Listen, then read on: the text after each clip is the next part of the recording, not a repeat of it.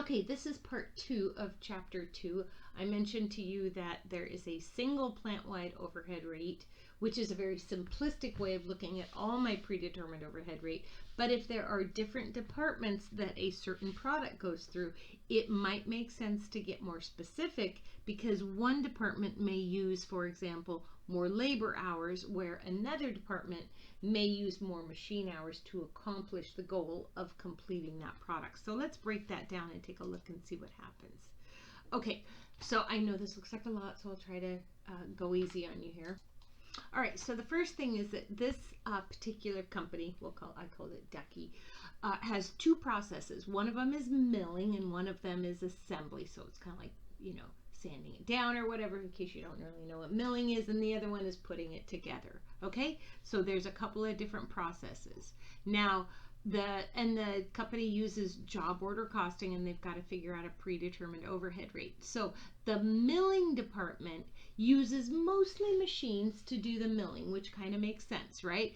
And the assembly department uses more man hours or woman hours. I just mean that to be generic, right? So it uses more people hours to maybe, put things in boxes, tie them up, strap them, tape them. You can look at Amazon and their production, it's like they at some point need somebody to fold over the flaps, although I think that might be automated. Maybe not a good example, but you get the idea.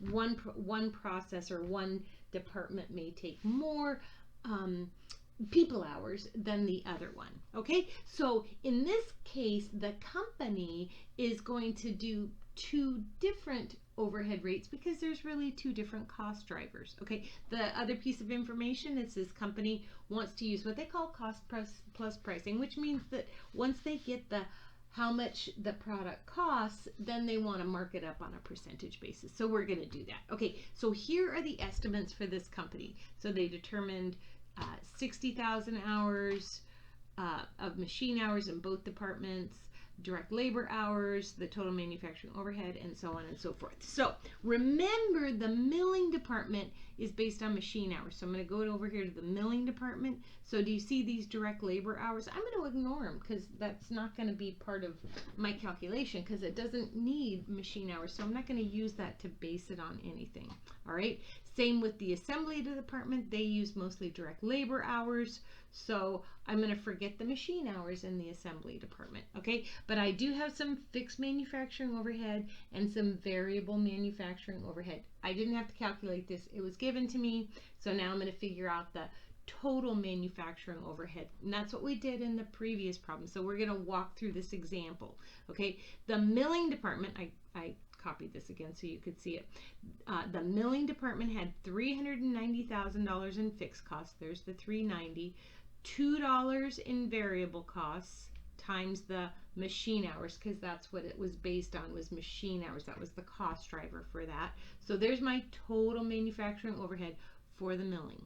All right, assembly, $500,000 was the fixed cost, plus $375,000 was the variable cost, times the 80,000 direct labor hours. Remember, for the assembly department, I'm going to ignore the machine hours because that wasn't my cost driver. And you can even see this if you wanted to analyze it, that obviously milling uses a lot more machine hours, assembly uses a lot more labor hours. So you can see what I mean when you say that, it's driven by that cost. Okay, so here I've got the total manufacturing overhead for milling, total manufacturing for assembly. Now what am I going to do? Go on to step 2.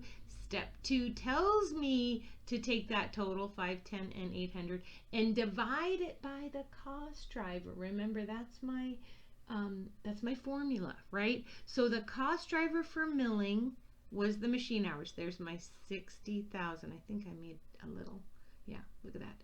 Isn't that cute? 60,000 goes over here. 80,000 for the assembly department. So here, this is my predetermined overhead rate for milling, my predetermined overhead rate for assembly. I've got two different rates depending on which department they're in. Okay, so then I do step 3, which is to say, let me look at this specific job. All right, so this specific job had 90 machine hours, 5 direct labor hours, okay, blah, blah, blah. That's just information. This is a direct cost. Here was my direct labor for that in the milling department, my direct labor costs, right? We don't have to do anything special with those, but aha, here's the manufacturing overhead, $765 for that. Ooh, my goodness, how did I get that? Well, the milling department used 90 machine hours at $8.50. See that? 90 machine hours times $8.50 per machine hour. That equals $765. Do the calculation yourself. Okay. Then the assembly department had $200 in manufacturing overhead, and that was given to me by the direct labor hours for this particular job was 20 direct labor hours at $10 per direct labor hour. So I have $200 for my manufacturing overhead for the assembly department. Okay, I'm thinking this is going to be useful for your homework, so you may want to come back and look at that. Okay, so now we're going to calculate the total cost for the job. Remember, that was just one step. That was just figuring out the manufacturing overhead. All right, so here I had direct materials, direct labor, manufacturing overhead for milling, direct material, direct labor, manufacturing overhead for assembly. Total those together, there's the total of the entire job. Okay, and then the last step, and I know you're going to have homework about this, is here's the total cost of the job. That's what we just figured out over here. Total cost of the job. They want a 75% markup. There's a 75%. You can do that on your calculator, 75%. So the selling price for that particular job is $43,480.75. You could have also taken $2,485 and multiplied it times 1.75 to give you the same answer, but you get the idea. Okay, so obviously using a departmental overhead rate will give you more accurate information, right? Takes a little bit longer. Of course, computers will do the work for you, but you still have to come up with those, predetermined overhead rates, do some calculations. It takes some work, so you want to make sure that it makes sense and it yields you important results for you to be able to do that. Okay, so it will hopefully give you more accurate information, which hopefully leads to better decision making. Okay, and I'll let you read the rest of these. Financial, this is all very lovely.